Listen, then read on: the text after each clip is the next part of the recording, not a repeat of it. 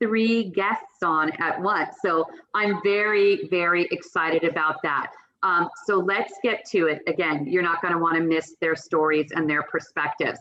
So over here, I've got my lovely Winora. And Winora, like me, is a grandma. You'd never know it looking at us, girl. We look good. And you won't believe it. Winora is living with more than one type of cancer. She also is a huge advocate on Capitol Hill, discussing a lot of issues that affect all people with diseases, but a focus on people with color. And I think there's nobody better than Winora to tell us a little bit more about yourself, Winora. So welcome, thank you for being with us, and tell me, about a little bit about your cancer and what keeps you going. Well, thank you, first of all, Brenda, for that lovely introduction. Much appreciated. Us grandmothers need that. But for me, my story begins at the age of 45, which was 10 years ago. And I was diagnosed with stage 3B colorectal cancer, followed up a couple of years later with endometrial cancer, and then lastly, basal cell carcinoma. Now for me, especially being a Black woman, what was important and I didn't understand was the importance of genetic testing, because the genetic testing itself is what saved my life from the various other cancers. And finding out that finally that I'm Lynch syndrome, and that Lynch syndrome means that I have a host of other cancers in my future, means that I have an opportunity to be proactive in my ability to live longer. Wow.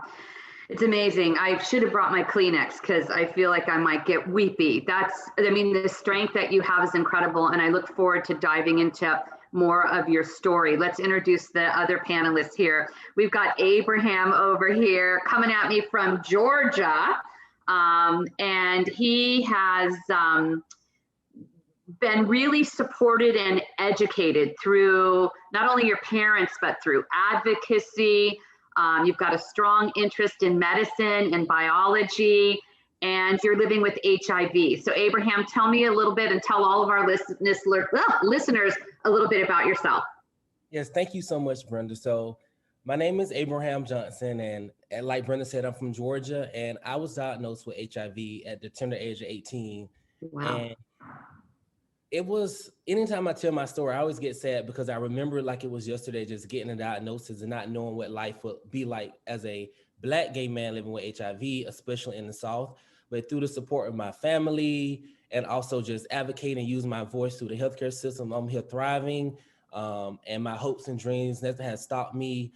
I'm a super positive person, and I just always want to be a voice for those who are living with HIV to know that although it's stigmatized, we are important and our voices matter.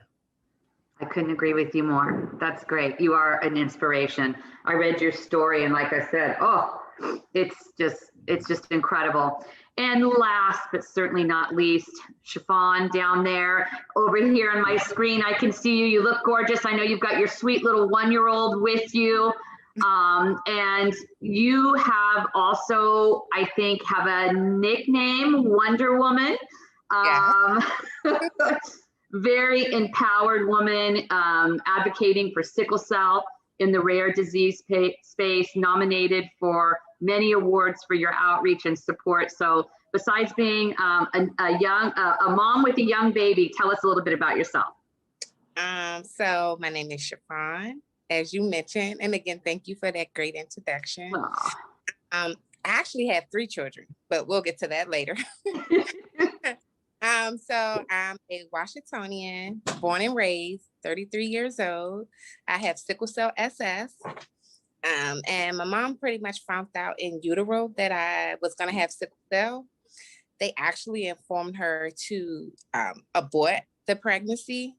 But my mom, being a woman of faith, she decided, to carry on with the pregnancy. So here I am today, thriving and excelling against all odds, living with sickle cell disease. That's great. That is just, again, another inspiring story. So again, I'm going to ask you guys sort of some specifics about your individual circumstances, but let's just kind of open it up broad. Again, we're talking about, the awareness on people of color and the African American community in navigating healthcare. Now, I've been in healthcare for a long time, and I know that there are underserved patient populations from a variety of fronts. I mean, who wants to take it first? I'll let you chime in. We'll try not to talk over each other on these Zoom kind of calls, but what are some of the challenges that you think face people of color, and what are some of the solutions? What do you think we should do about it? So I'll be happy to jump in on this one.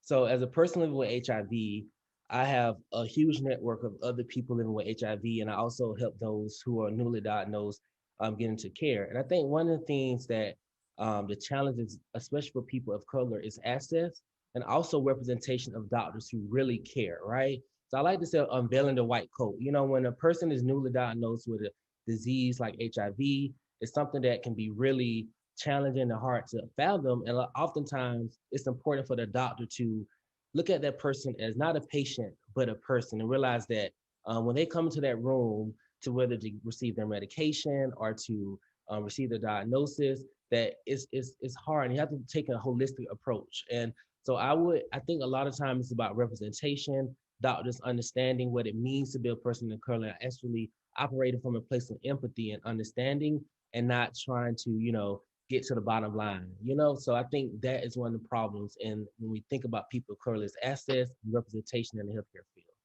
I think that's a great point. And today, with the climate of healthcare, where it's like doctors have 5-10 minutes to see you, it's really hard to build that relationship, and even more so in your experience. So I thanks for that. What about you two ladies? Some thoughts on this? I feel for me, especially in the medical field, I've been medical professionals are often biased and judgmental. They also lack empathy. So me pretty much handling those challenges, it's basically become second nature for me. In those situations, I go above who I'm speaking with, like maybe the attendant, or, get a patient advocate or something like that that's in the hospital, provided by the hospital, to assist, because these medical professionals, they think that their opinion matters.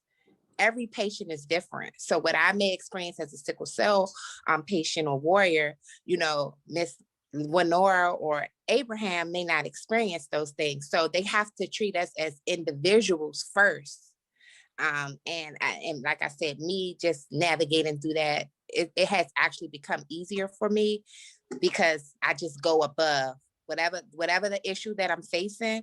I seek assistance, who's ever over top of that, an ER director, attendant, patient advocate, someone who can be more involved, who can amplify my voice. Because although my voice is strong, they look at you as basically a number. You're coming in a patient, you're not actually, you really don't have any relevance in the medical field. So that's what I do to handle those challenges. I go above the person that's. Chiffon, I think that's a great strategy. I love what you're saying. And would you go as far as saying that you feel that, there's that implicit bias that Black people are sort of treated worse by the healthcare professional community?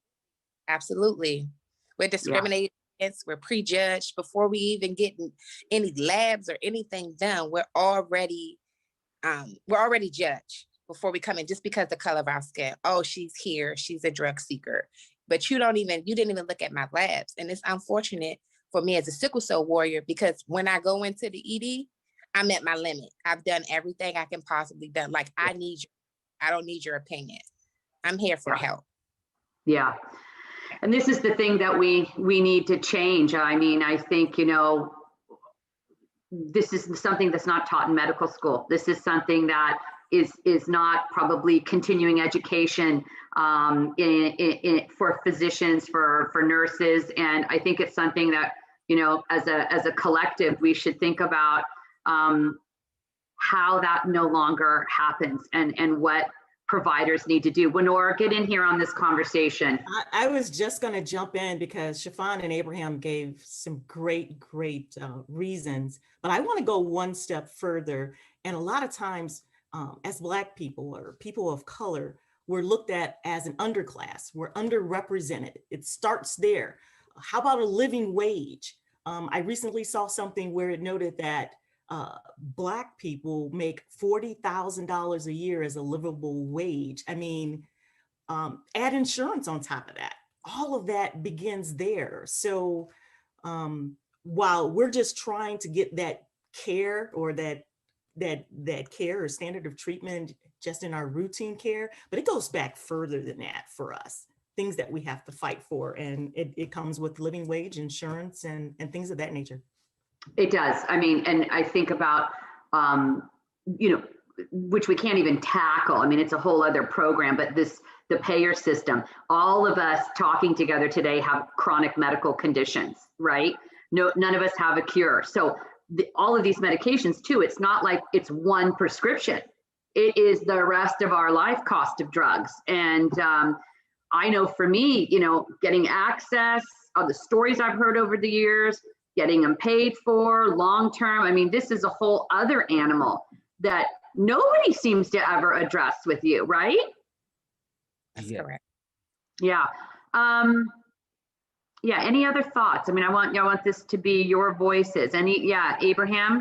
Yes, and I think that another important point to make is medical mistrust. And that dates back before I was even born, and how as people of color, we don't trust the medical system because of treatment and not always getting fair treatment, whether it be the best options for a person who may have cancer, a person living with HIV, a person with sickle cell. So a lot of times we go in with those biases towards the medical system because we have been abused and we have historical trauma. Like how do I come into a system that is supposed to be for me but has neglected my people for so long, right? And I think that it's so frustrating sometimes because it and you feel it, and I think that the COVID-19 really showed how medical mistrust is still present. There's a vaccine available, but a lot of people are reluctant to take it because we don't trust the healthcare systems. And I think that doctors and healthcare systems collectively can do a better job of being more transparent to patients and also showing empathy. So that's a big point to discuss as well. Yeah, and I hope that, this last year with not only the pandemic, Black Lives Matter, I hope this is the time. I hope we're at a place where we're changing all this. I really hope, as much as you guys want to come on and talk on this little platform, bring it, because I'm with you, Abraham. I just can't even imagine that we continue in a world or society where this shit, excuse my French, goes on and continues. It's absolutely ridiculous on so many levels. Either one of you two ladies, and then I want to talk to you about some of your individual experiences. Well, I was just going to thank you, Brenda, for just allowing us to have our voices heard because of all the misinformation that's out there. Misinformation about us as Black people, or just Black people having misinformation itself. So if we can ease just a little bit of that goes a long way. I agree with you 100%. So each of you have an amazing platform. It's just, like I said, it makes me weepy. I'm so proud of y'all. Like I said, my 57th birthday is in a couple of days. And, this has been my life's work. And to see people like you just make me so happy. So Winora, I know that clinical trial participation, there's such a barrier, kind of dovetailing on what Abraham said. A lot of people don't want to be in clinical trials because of the past, the history, the misinformation. Tell me about this, as one of your passion projects. What needs to be done to have people of color and Black people represented in clinical trials? That is an absolutely great question. Me, considering I have a lifetime of cancers maybe in front of me, I am definitely looking at clinical trials as a possibility for any future cancers. But to be honest, if I go back 10 years when I was first diagnosed, I didn't think that way.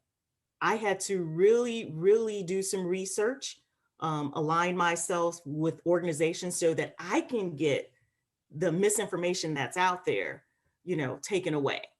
And I think that's one of the important things that we talked about was the misinformation that's out there. And then two, there's the fear, just plain old fear. Am I going to be given the right dosage? Am I going to be given a placebo?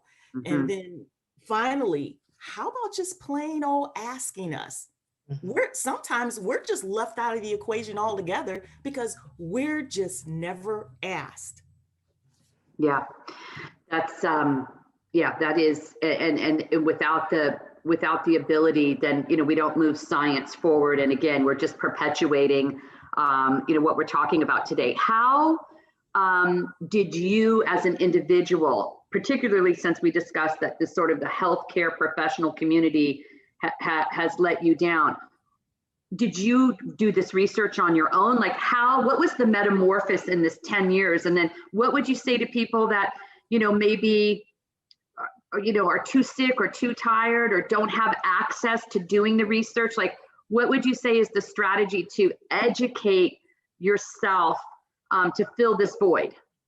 Well, I think the most important thing is definitely having a true dialogue with your healthcare team.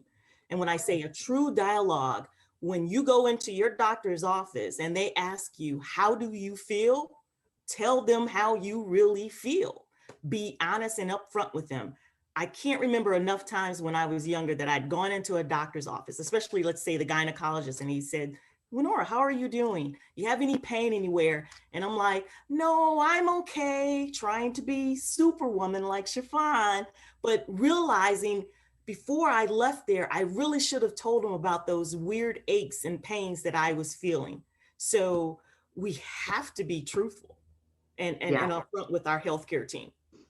Yeah, and you know what, too? I think it's just, don't worry about if you take up too much time. Don't worry about, like, I love this, that you have to be a warrior, Chiffon, that you have to push. You have to push for yourself and then get somebody else to help you if need be. That's so key. Any of you guys want to comment on Winora's topic or what she's brought up before we kind of asked a few more questions? I think you can go ahead, Abram. Yeah, so Winora, thank you. You made really great points. And I think I would like to take a step further. And I think that the onus shouldn't always be on the patients or the community. I think that these clinical trials, the sponsors should do a better job at overall community engagement and keeping community engaged around what is happening. And that requires being intentional about it, right? So I think that they do need people of color to be in trials, but it's always once they see that we're underrepresented, right? It's like, oh my God, we need more people of color. Now we got to scramble and like do community engagement. But just think if they did it at the very beginning, to say, hey, we want people of color to be in these trials. So what can we do? And, making sure that we are, when I say we, the community, we are part of these discussions when the trials first are implemented.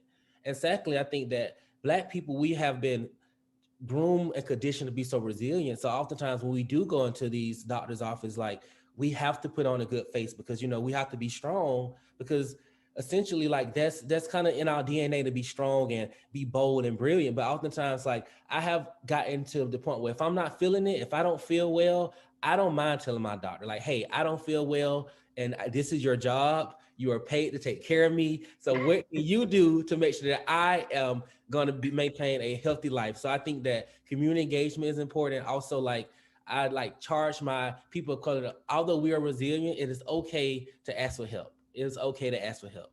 Yeah, it is 100%. That's great. Chiffon, go ahead. Follow up with your thoughts.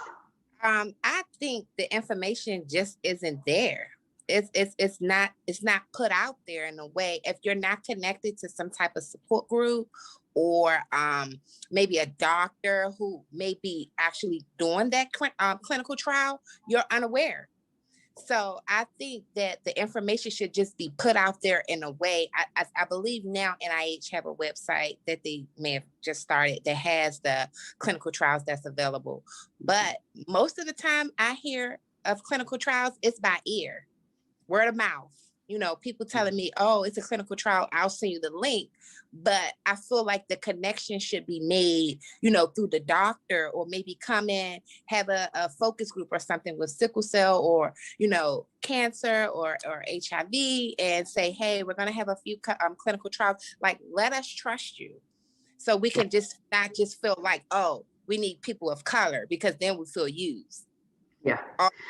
It's much needed, but we feel used, like, oh, it's necessary for them to do the clinical trials, but they're stressing the importance of having people of color.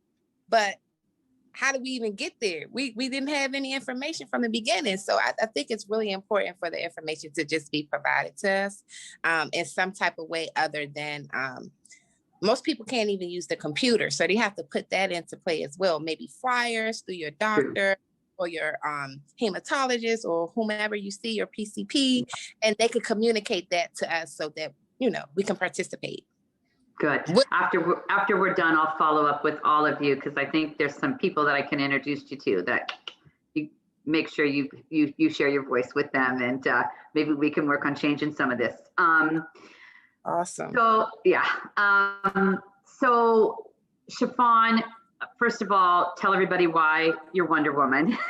Obviously, it's apparent now, but where you got the nickname. And we just started at Snow working in sickle cell. So, maybe you could shine a light on that and talk about your platform in supporting rare disease. Okay, of course.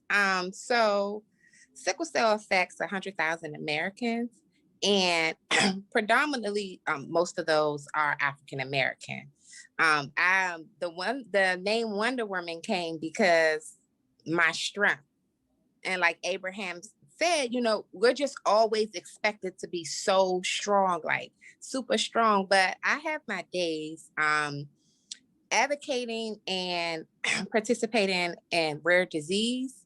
I often attend Rare Disease Week, where I advocate for rare disease as a whole. So there are hundreds, thousands of rare diseases.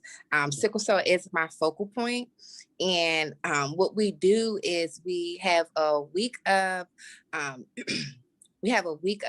like presentations and lobbying and seminars that we attend. And then towards the end of the week, we meet with senators, councilmen, council members to address any challenges that we're facing, to ask for funding, and just to tell our story. That's great. And Winora, you and Chiffon might have some connection here with the legislative and the lobbying and stuff that you do too, Winora. Abraham, what do you think right now is sort of the biggest, issue, people of color, Black people with the HIV community? What is the one thing that you're spending a lot of time trying to change or shine a light on? Yes, prevention modalities, right? So although I live with HIV, I'm all for making sure that others do not live with HIV and other people of color don't live with HIV. So there are so many prevention modalities that are coming down the pipeline to make sure that people don't contract HIV. And I think that one of the things that is important is getting out information about tools like PrEP and long-acting cabotegravir. These are things that are coming. PrEP is already available, but also there are other prevention modalities that are coming, making sure that people of color have their information, that providers are being willing to prescribe and educate their patients on it. And secondly, access. I think that oftentimes we have these prevention tools that are available and doctors don't always talk about it. But secondly, reducing stigma. I think stigma in the Black community is really, really present, especially for those of us who live with HIV or talking about HIV. It's so taboo. So I always try to reduce stigma. Anytime I'm around a person, they provide misinformation about HIV. That's not true. I make sure I tell them the ways that it can be transmitted, the ways it can't be transmitted. And HIV doesn't have a look. I'm 27. I was diagnosed with HIV at the age of 18. I feel good. I look good. You look good, baby. And I always try to just make sure that I am a positive person and say, hey, like, you know what, although I live with HIV, it does not define me. And I just make sure that that is the key to make sure that we break that stigma so people can feel champion enough to go in and get tested for HIV status or ask for PrEP. And if you are positive, get on treatment. So it's so many different layers of like navigating HIV, but it takes a collective and like one accord, a strong front to do so. It does. Well, you are a true inspiration. You gave me goosebumps. I don't think you can see them. I have goosebumps listening to you. It's great. Okay, so kind of another global question for all of you. You know we want these barriers to change. We know we don't want this to continue with people's health, people's lives, people of color, Black people. You know, we talked about building communities and speaking out. If you would be bold, you know, there's probably people watching this that, you know, need to learn more, need to take this information in and maybe think about your journey in a different way. What do you want them to know? Like, how can the people that have maybe been part of the problem shift and turn and be part of the solution? Big question. Are we talking about like the warriors or I think just your general public, you know, a lot of people that may be, you know, people of privilege, people that never think about this, you know, never think about how, you know, their chronic illness journey is vastly different than yours because of the color of skin. So, you know, what would be like that nugget, like you want to plant and sort of, you know, get people to think about? So to use your words, Abraham, we're destigmatizing a lot of this stuff and moving toward a better place. I think for me, I think that what's more important for anybody, especially the people that's affected by these illnesses, is for them to speak up and speak out. Like, use your voice. As long as you know, be or don't speak on these issues that plague the community, you know, they're going to continue to happen. So I think speaking up, speaking out, allowing your voice to be heard, you know, reaching out to other patients in your community, you know, connecting with people, because having this illness, you can often feel very alone. So if you don't have a community of people, support people or friends that's battling the same thing that you're battling, you will often feel very alone. So I say, use your voice, speak up, and stop allowing them to like discriminate against us or mistreat us. You know, let's just speak up. That's a great one. Sorry, I should have gotten water. And I also think there's something about a chronic illness that's sort of the great neutralizer in a way. I've always said, you know, people, we're just like me, we're just like you, you know, I mean, we face the same challenges. When you feel sick, your world doesn't look good. Winora, I know you have a comment too.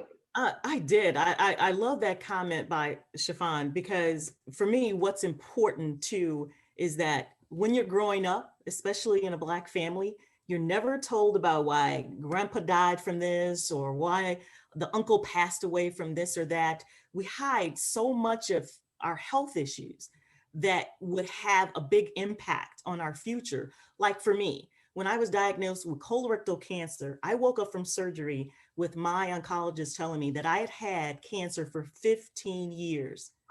I did not know, but my grandfather passed away from the same type of cancer. That is important. It's important for Black families to talk about what kind of health issues are in the family. Be honest with your children and your mates or your family members and let them know that, hey, you know, it's possible you could be affected by this as well. And if I could quickly just say, this piece of paper here, this is called a genetic test. I've whited out some things up here, but this genetic test, if you're ever diagnosed with something, helped save my life. It gave me options for different forms of treatment. So I encourage individuals that if you're not offered something, use that voice, like Chiffon said. Use it to ask and request, because they're available to you. That's great. What an important point. Thank you so much for sharing that. And I think that the family history, what a great insight.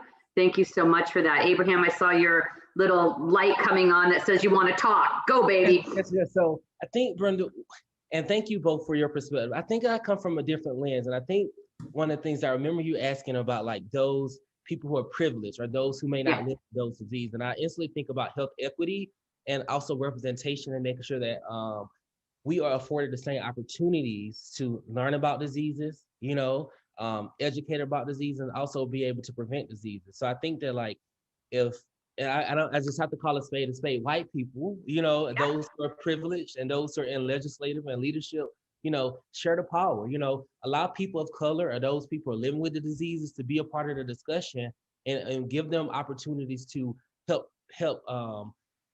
impact the disease for their communities, right? So I don't think oftentimes we're given opportunities to be in those spaces to create change. So if someone's listening now, hire a person of color, hire a person living with HIV, hire a person with sickle cell, hire a person with cancer. If you really want to see a difference in the community, it's our diseases and we have to be a part of the discussions and be the change that we want to see. I couldn't agree with you more. I think that is a huge point. Thank you. That's kind of where I was going to with the question. I think it's critical, and I know that, from my perspective as a business owner, that's something that's always been top of mind.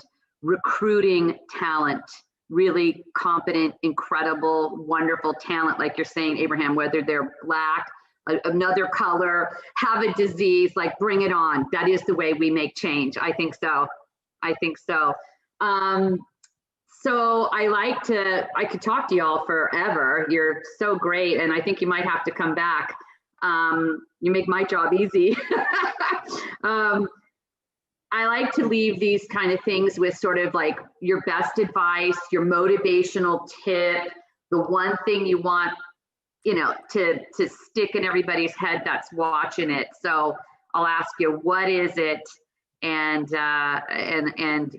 please share it. So we can start. I'll again look and see which one sort of lights up here first. If not, we can start with you, Chiffon. Okay, a quote that I absolutely love is, God give his toughest battles to his strongest soldiers. That quote right there, it just makes me feel like I can get through it. Like it's my purpose to live through this for someone else, so I would leave that. So when you're going through what you're going through, remember, don't give up. You are strong and you're going through this for a reason, and to keep fighting, continue to be empowered. And, if you have days when you're feeling alone, reach out to someone. Yeah, absolutely. I agree. That's wonderful. Winora? Well, since you asked, I actually have three things. Great. One is my favorite quote, which is by actually Charles Swindoll, and it says that life is 10% what happens and 90% how we pretty much react to it. So life is going to happen. That's a given, but how we choose to react to it is just most important and relevant for me. Number two, one of my favorite songs is probably by Kelly Clarkson that says, what doesn't kill you make you stronger. So that to me is a testament about living and survivorship. And then finally, one of my favorite photos I had to bring, while it's a photo of me, I'm not of this genetic generation. I wish that I was a descendant of a queen. Nefertiti, huh? Or Cleopatra? Nefertiti, yes. Yeah. So putting my face there makes me feel as if I could be just as strong as her. And then lastly, if I could say, don't ask what the world needs, just do it. Yeah, you are amazing. You are amazing. Thank you. And yeah, thank you. Thank you. Abraham? And Brenda, I know we're live, but I just have to grab a picture really quickly, okay? Okay, you go. You do it. Go get your picture. We will wait for you. Are you kidding me? Yeah, so I would be remiss if I didn't mention my grandmother. This is Essie McKinney. And I recently lost my grandmother last month. And something my grandmother always would tell me and the family is, all things are possible if you only believe.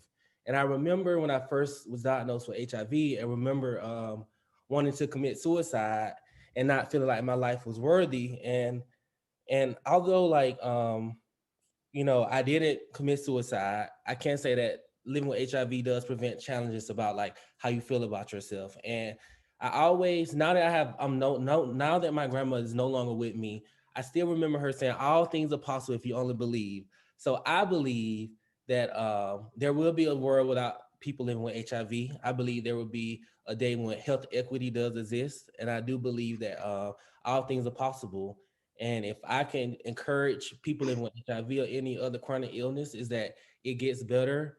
You know, find your village. I'm so thankful for my mom, Stephanie, and Abraham. They have been a great support for me. And I just believe that, you know, things will get better. And I try to keep a positive attitude. And, you know, that just know that people love you. You know, I just met Renora and Chiffon, but I feel like we can connect if we ever have like times when we don't feel our best. So just know that there are people who will love you and support you regardless of your illness. And in the honor of Essie McKinney, all things are possible if you only believe. I love that. I love that. And I believe, and I think that all things are possible with all of us working together, you know, for a better place. So I am just completely humbled to get to do this and be lifted up, you know, by your bravery and your stories. You know, everybody's cup is full at different times. And, you know, you all filled up my cup today, which I'm very appreciative and very thankful for. And if there's anything that I can do for any of you or the communities and the platforms that you support, you know that you have my unwavering commitment to do so. So I want to thank you for being part of bringing attention. We should bring attention every month, not just Black History Month.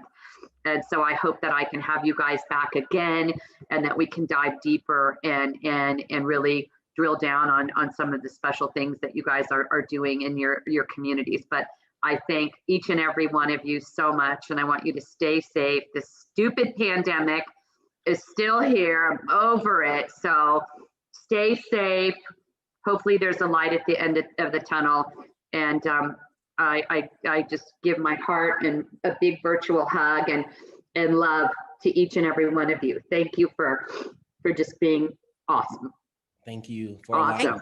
Here. Thank you. So, for having us. Yep. So all of you out there, if you haven't been moved and learned something, then you better watch it again, huh? So this has been great. I will see you all, I think, in another couple of weeks, and you'll have an exercise class should you want to join. And again, if you've got any ideas or you want to get to meet special people or a disease, something that you want to talk about, type it in the chat, because we really want this to add value and meaning to all your life. So until we meet again, on behalf of all of us here, that's Renora, Chiffon, me, and Abraham, take care, everybody. Bye. Bye. Bye, you guys. Love you.